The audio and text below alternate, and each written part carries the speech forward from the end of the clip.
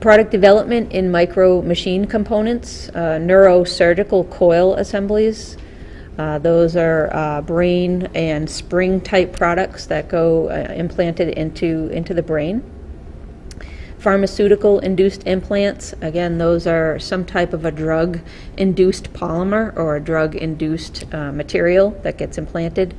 Hydrogel orthopedic implants that go into bone. Collagen induced cardio implants that are implanted into the heart.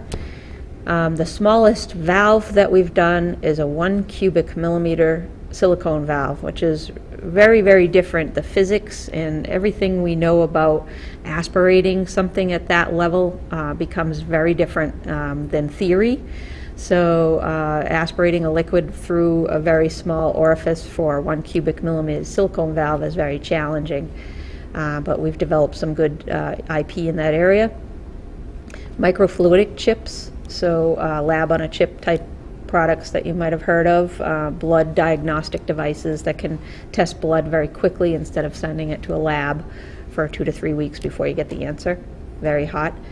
Transdermal patches, so a series of needles that actually get placed on the skin somewhere, usually on the arm, the abdomen, to deliver a drug. Those can be either machined or molded.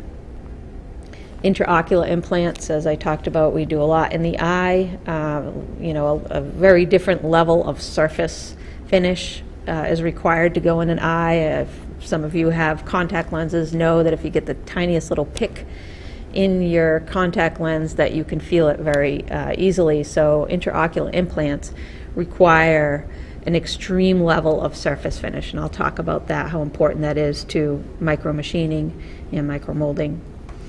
Microneedle arrays, so there are an array of, or series of needles again.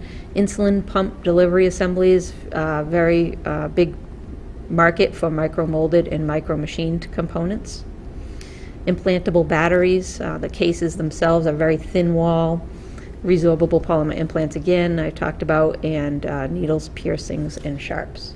So those are all kind of product development programs that some have made it to the next level, which would be through clinicals and through to production.